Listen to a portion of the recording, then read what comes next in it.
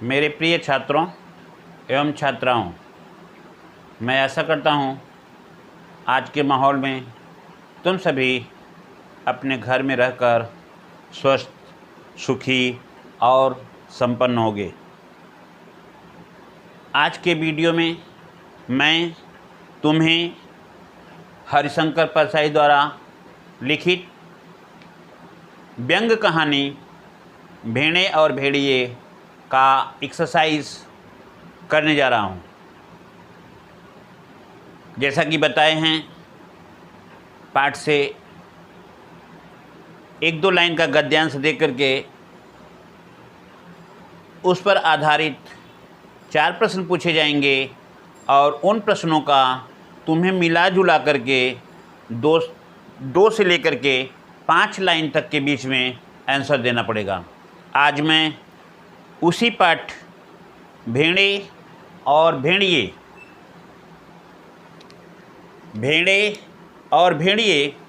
नामक पाठ का एक्सरसाइज कराने जा रहा हूँ। ध्यान से देखना।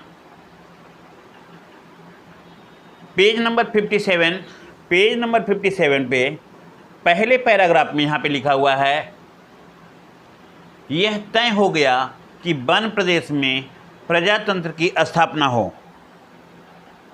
यह तय हो गया कि वन प्रदेश में प्रजातंत्र की स्थापना हो। पशु समाज में इस क्रांतिकारी परिवर्तन से हर्ष की लहर दौड़ गई कि सुख, समृद्धि और सुरक्षा का स्वर्ण युग अब आया, वह आया। यहाँ पे लिखा हुआ है पेज नंबर 57 पे। ये तुम्हारा पहला गद्यांश है। इस गद्यांश पे पहला प्रश्न होगा, ध्यान से सुनो।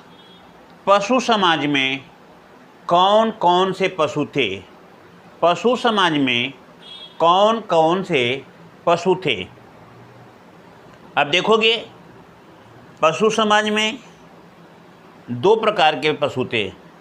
एक भेड़े और दूसरा भेड़िए, जिसके साथ में कुछ 2-4 सियार प्रत्येक भेड़ों के साथ में रहा करते थे।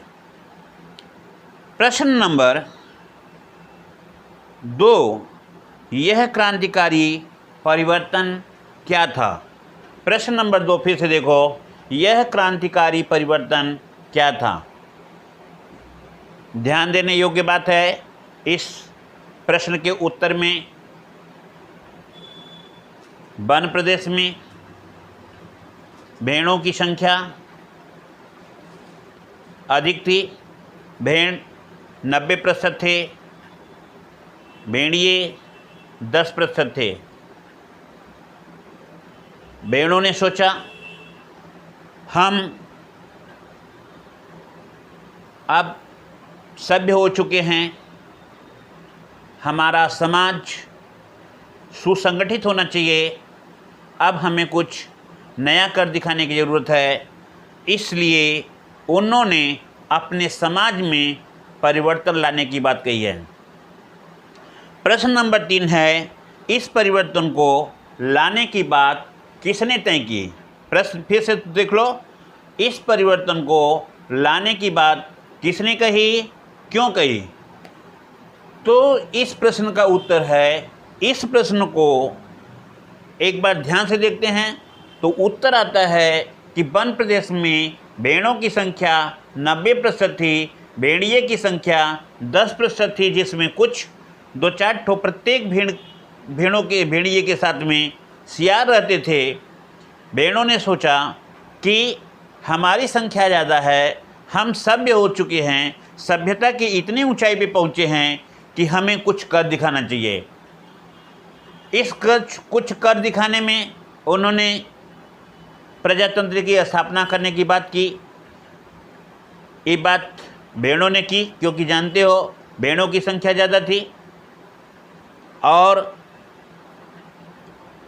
वो समझते थे कि यदि हम ऐसा करते हैं, चुनाव कराते हैं, तो चुनाव में जीत जाएंगे और फिर हम अपने पूरे समाज के लिए तथा अन्य पशुओं के लिए भी कुछ नए नियम तौर तरीके बनाएंगे। प्रश्न नंबर 4 है इसका, वे यह परिवर्तन क्यों लाना चाहते थे? वे यह परिवर्तन क्यों लाना चाहते थे? इसके आंसर में हो जाएगा, ध्यान देना, वे यहाँ संबंध है भेड़ों से। वे शब्द का प्रयोग किसके लिए किया गया है? ध्यान से देखना, भेड़ों के लिए किया गया है। भेड़ सभ्य थे, निस्वार्थ थे, परोपकारी थे, भोले भाले थे। भेड़ जनता का प्रतीक है। भेड़ जनता का प्रतीक है।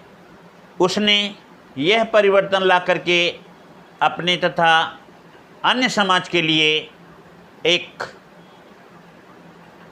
सभ्यता की ऊंचाई बनाना चाहते थे, जिससे नए नियम, कायदा, कानून बनाए जाए।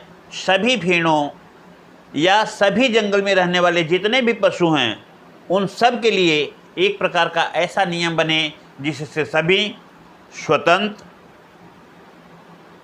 निस्तब्ध, बेहिचक, बिना रोक टोक के एक स्थान से दूसरे स्थान पर जा सके, कोई किसी में मतभेद न समझे और न करे।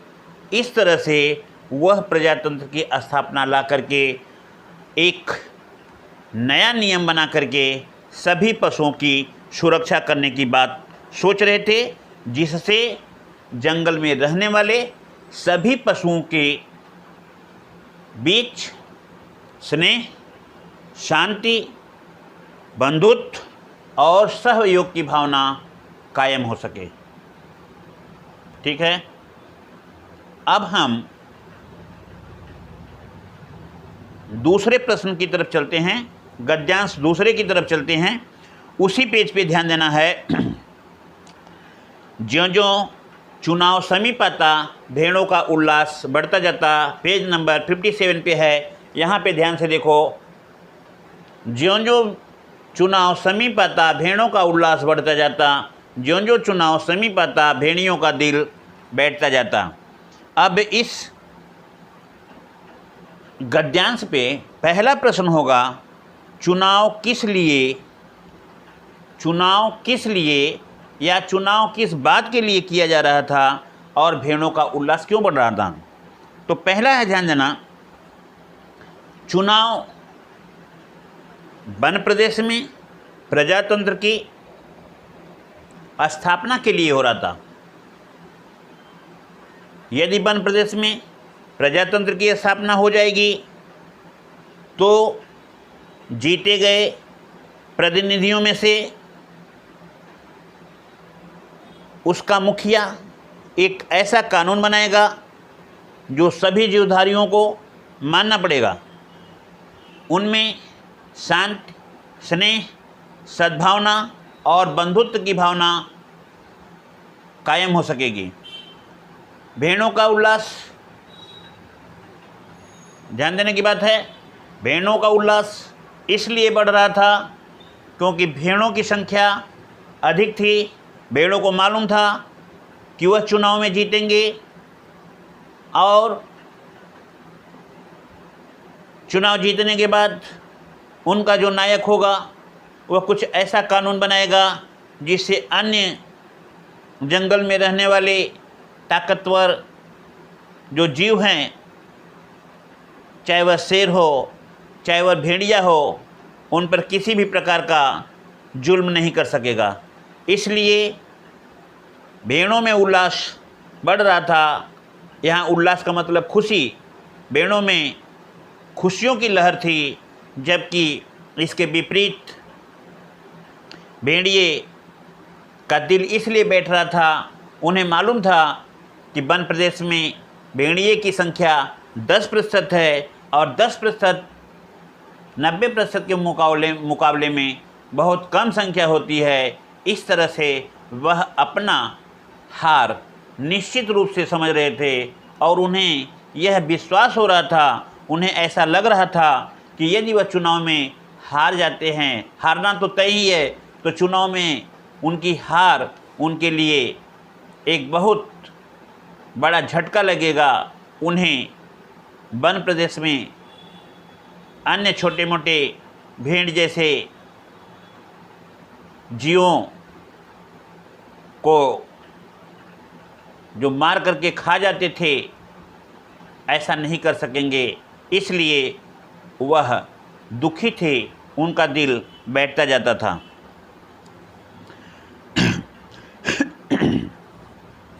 प्रश्न नंबर 3 है, कहानी में भेड़ें किसकी प्रतीक हैं?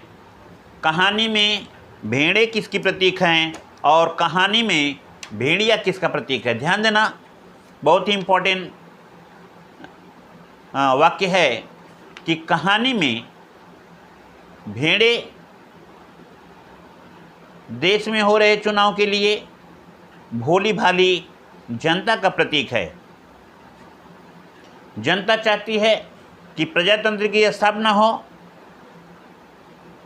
उनका हीरो, उनका नायक, उनका मुखिया एक ऐसा कानून बनाए जिससे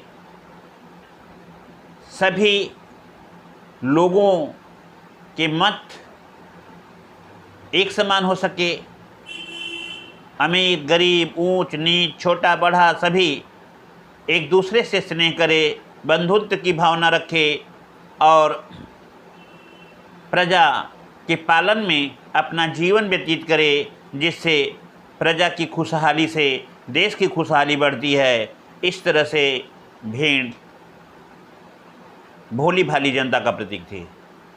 इसी का दूसरा अपोजिट प्रश्न है, भेड़िए किसका प्रतीक थे? तो तुम्हें बताना चाहता हूँ कि भेड़िए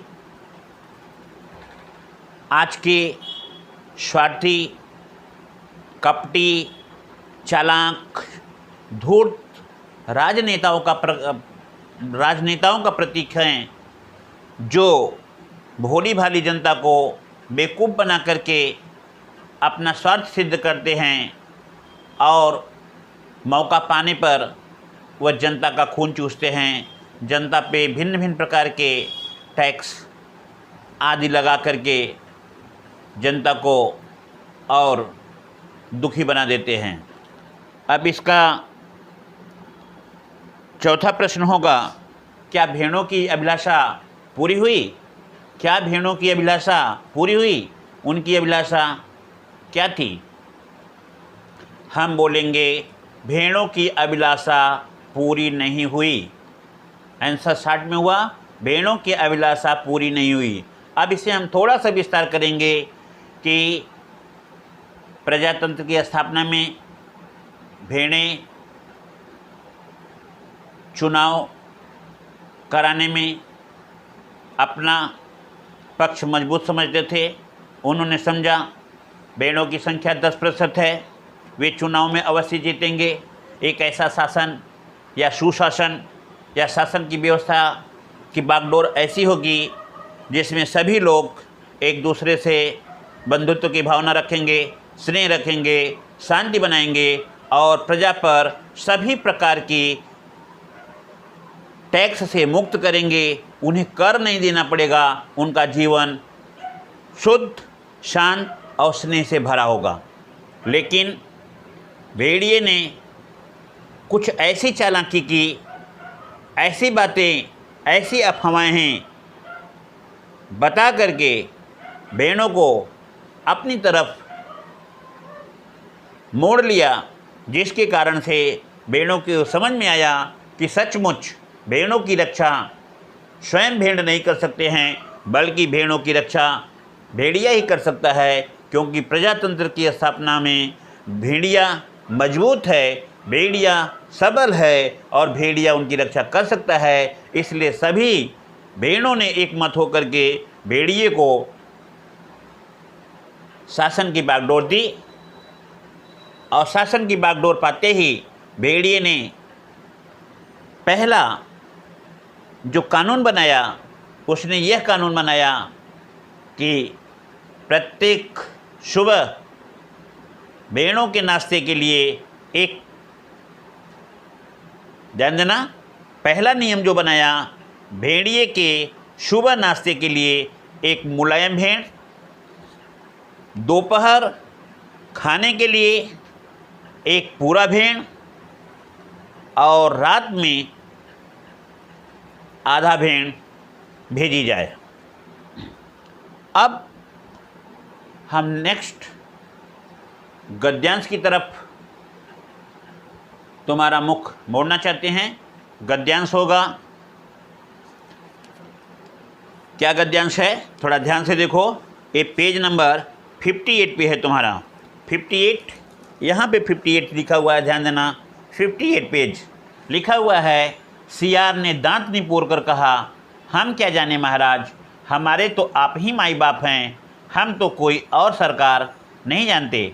आपका दिया खाते हैं, आपके गुण गाते हैं। आपका दिया खाते हैं, आपका गुण गाते हैं। अब इस गद्यांश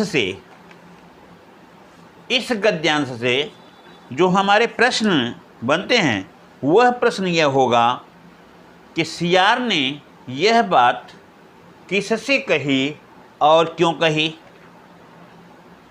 सियार ने यह बात किससे कही और क्यों कही। तो उत्तर होगा, सियार ने दांत निपोर कर यह बात भेड़िए से कही।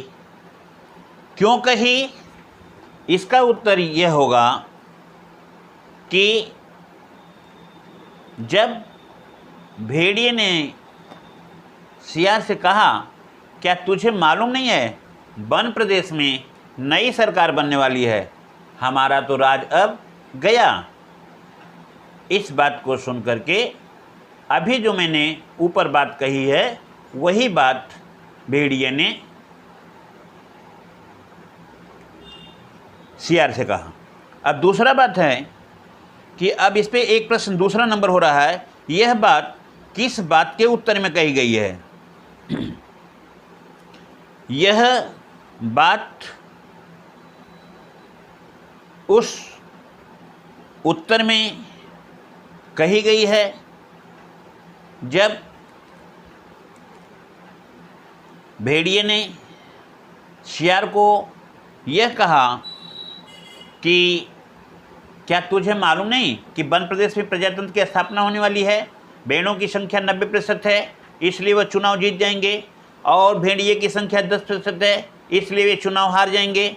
चुनाव जीतते ही भेड़ एक नया कानून बनाएगा जिससे सभी भेड़ स्वतंत्र हो जाएंगे, कोई भी जीव किसी को नहीं मार सकेगा, और इस तरह से हम लोग तो अपने शिकार से वंचित हो जाएंगे, क्योंकि अब प्रजातंत्र की स्थापना होते ही हमारा राज तो चला जाएगा। प्रश्न नंबर 3 होगा, सियार यहाँ किसका प्रतीक है। बोलेंगे सियार यहाँ पे कवि, लेखक, पत्रकार तथा धर्मगुरु का प्रतीक है, जिसमें तुम्हें मालूम है ये सियार रंगे हुए थे, हरे रंग का सियार, नीले रंग का सियार और पीले रंग का सियार। ये सभी सियार मिल करके भेड़ों की जय जयकार करके भेड़ियों को जिताना चाहते थे, ताकि भेड़ गुमराह हो जाएं और वह समझ जाएं कि भेड़िया राजा ही सशक्त है, सबल है, सभी भेड़ों की रक्षा कर सकता है। इस तरह से ये सियार कभी धर्मगुरु बने हैं, तो कोई कथावाचक बना हुआ है, तो कोई पत्रकार बना है। तो इस तरह से चारों सियार अपने अपने रूप में अपने राजा भेड़िए की प्रशंसा के पात्र हैं। अब हम एक अन्य गद्यांश की तरफ चलते हैं। पेज नंबर 60 पे देखोगे तुम लोग, पेज नंबर 60 पे नीचे से दूसरा पैराग्राफ है, ध्यान देना। बूढ़े सियार ने उन्हें रोक करके कहा, भाइयों और बहनों, अब भय मत करो। यहाँ पे लिखा हुआ है, ध्यान देना, भाइयों एवं बहनों, अब भय मत करो। भेड़िया राजा संत हो गए हैं, उन्होंने हिंसा बिल्कुल छोड़ दी है। यहाँ पे देखोगे ये लाइन दिया हुआ है, 2 लाइन। इस लाइन से अब हमारे जो प्रश्न बन रहे हैं, हम तुम्हें उन्हीं प्रश्नों की तरफ इंगित करना चाहते हैं कि इससे कौन कौन से क्वेश्चन बनेगा। पहला क्वेश्चन है, ध्यान से सुनो, और ये जो मैं वीडियो में तुम्हारा एक्सरसाइज करा रहा हूँ इस पे गौर करना, और वर्कबुक तुम्हारे पास होगा, वर्कबुक में भी देखोगे ऐसे प्रश्न तुमको बनते हुए दिखाई देंगे। जो मैं एक्सप्लेन कर रहा हूँ, एक्सरसाइज डिस्कशन कर रहा हूँ, उसको ध्यान से करके वहाँ पे नोट कर लेना या अपने नई कॉपी में बना लेना। पहला प्रश्न होगा, भाइयों और बहनों शब्दों का प्रयोग किसके लिए किया गया है, उसका संक्षिप्त परिचय दो। भाइयों और बहनों शब्द का प्रयोग यहाँ पे वन प्रदेश में रहने वाले भेड़ों और भेड़िए के लिए किया गया है। भेड़ियों की संख्या 10% है और भेड़ों की संख्या 90% है। भेड़िए चालाक, हिंसक और स्वार्थी हैं, भेड़ों के दुश्मन हैं, जबकि भेड़ प्रजा के प्रतीक है। वे बड़े ही सभ्य, सरल स्वभाव के, नेक, ईमानदार, कोमल, विनयी तथा दयालु प्रकृति के हैं। वह सभी जीवों पर दया रखते हैं, समानता की भावना रखते हैं, और उनके मन में यह विचार होता है कि कोई भी पशु किसी को प्रताड़ित न करे, किसी का अपमान न करे और किसी के साथ में कोई हिंसा का व्यवहार न करे। प्रश्न नंबर 2, बूढ़े सियान ने भेड़िया राजा के स्वभाव के विषय में क्या बातें बताई। इस गद्यांश का दूसरा प्रश्न ध्यान से देखना। बूढ़े सियान ने भेड़िया राजा के स्वभाव के विषय में क्या बातें बताई। तो तुम्हें मालूम है, कहानी तो मैंने उस दिन दिखाया। बूढ़े सियान ने भेड़िए राजा को संत और दयालु बताया, संत और दयालु बताया। उन्होंने यह भी बताया कि हमारे भेड़िया राजा अब संत हो चुके हैं, हिंसा के कार्य को छोड़ दिए हैं, अब वह शाकाहारी हैं, हफ्ते से मौन व्रत हैं। अब उन्हें अपने युवावस्था में किए गए कार्यों पे रोष है और वह ये समझते हैं कि अब हम बाकी समय अपना प्रजा की भलाई में अर्थात भेड़ों के देखरेख और भेड़ों की रक्षा में व्यतीत करें। प्रश्न नंबर 3 होगा, बूढ़े सियार की बातों का भेड़ों पर क्या असर हुआ। उत्तर होगा, जब बूढ़े सियार ने भेड़ों को यह बताया कि हमारे भेड़िया राजा संत हो चुके हैं, शाकाहारी हैं, दया से भरे हुए हैं, उनके मन में यह भावना आ चुकी है कि उन्होंने अपने यौवन काल में, युवावस्था में वन प्रदेश के विशेष रूप से भेड़ जात को बहुत सताया है। अब उनको अपने किए पर पश्चाताप हो रहा है, इसलिए वह अब भेड़ों की सुरक्षा चाहते हैं, भेड़ों की रक्षा करना चाहते हैं, ताकि अन्य कोई भी वन प्रदेश का जीव उन पर अत्याचार न कर सके।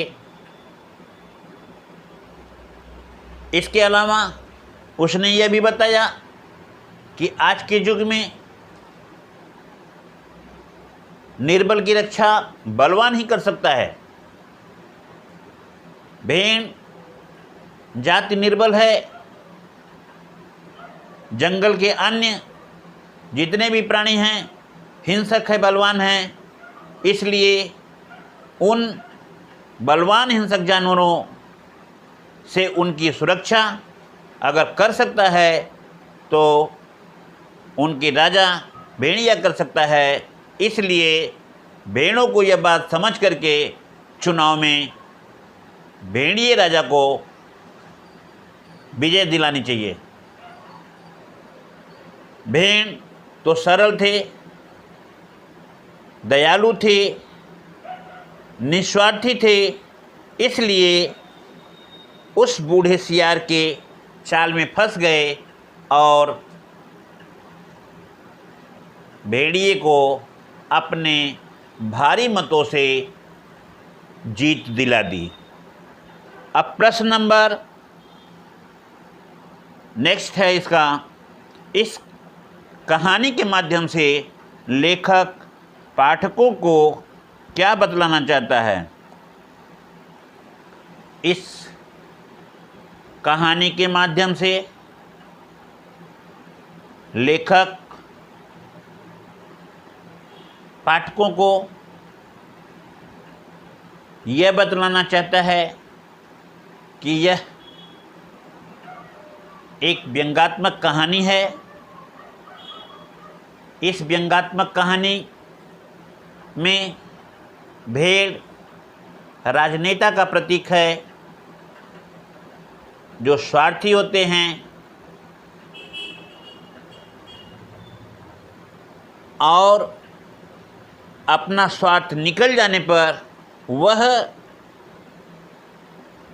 प्रजा के द्वारा जीतने पर, प्रजातंत्र की स्थापना हो जाने पर प्रजातंत्र की धज्जियां उड़ा देते हैं, उन पर ऐसा अत्याचार करते हैं जो वह कभी सोच भी नहीं सकते। इस कहानी के माध्यम से लेखक यह कहना चाहता है कि हमें प्रजातंत्र की स्थापना में अपना सहयोग अवश्य करना चाहिए। सहयोग करते समय इन बातों का ध्यान रखना चाहिए कि प्रजा की सुरक्षा कौन कर सकता है। क्या लंबी चौड़ी भाषण देने वाले व्यक्ति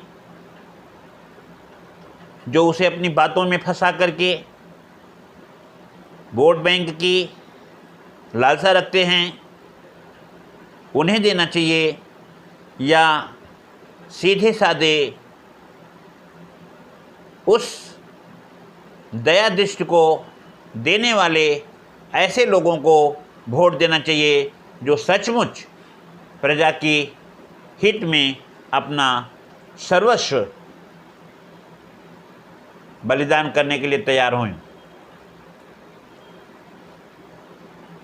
इतिहास गवाह है कि देश की सुरक्षा में, देश की स्वतंत्रता में हमारे देश के छोटे बड़े सभी देशभक्तों ने निस्वार्थ भाव से देश की सेवा की, देश को आज़ादी दिलाने में अपना प्रमुख योगदान किया, बिना किसी स्वार्थ के, बिना किसी लालच के, बिना किसी मतभेद के। वह चाहे हिंदू रहे हों, चाहे मुसलमान रहे हों, चाहे सिख रहे हों, चाहे ईसाई रहे हों, उन्होंने देश की सेवा निस्वार्थ भाव से की। देश की आज़ादी में अपना स्वतंत्र रूप से, अपना पूर्ण रूप से अपने को न्यौछावर कर दिए। यहाँ तक कि कितने शहीद हो गए, लेकिन उन्होंने अपने जान की बाजी लगाते समय यह बात कभी भी ध्यान में नहीं दिया था कि देश स्वतंत्र होगा तो कुछ उनका अपना फ़ायदा होगा। उन्होंने देश के लिए अपने को बलिदान किया। यह सीख हमें भी सीखना चाहिए कि देश की स्वतंत्रता, देश की संपन्नता और देश की प्रजातंत्र की स्थापना में हमें निस्वार्थ भाव से अपना सहयोग देना चाहिए और हमें ऐसे व्यक्ति को विजय दिलाना चाहिए जो निष्कपट हो, जो निस्वार्थ भावना से काम करता हो, जिसमें प्रजा के प्रति दया हो, जिसमें ईमानदारी हो और जिसमें लगन हो, कर्मवीर हो, हर काम को सोच समझकर उत्साहपूर्वक देश की रक्षा के लिए, देश की स्वतंत्रता के लिए करता हो। हमें ऐसे लोगों को ही प्रजातंत्र के लिए चुनना चाहिए और इस पर विचार करके हमें ऐसे लोगों को विजय दिलाना चाहिए। तो मैंने यह हरिशंकर परसाई द्वारा लिखित व्यंग्यात्मक कहानी भेड़ और भेड़िए तुम लोगों को एक्सरसाइज कराया। आशा करता हूँ कि एक्सरसाइज तुम्हें समझ में आया होगा। तुम भी वर्कबुक से एक्सरसाइज मेरे द्वारा बताए गए कुछ प्रश्नों को ध्यान में रख करके उसको अपना आंसर लिखना, समझना और ऐसे ही पढ़ते रहो। धन्यवाद।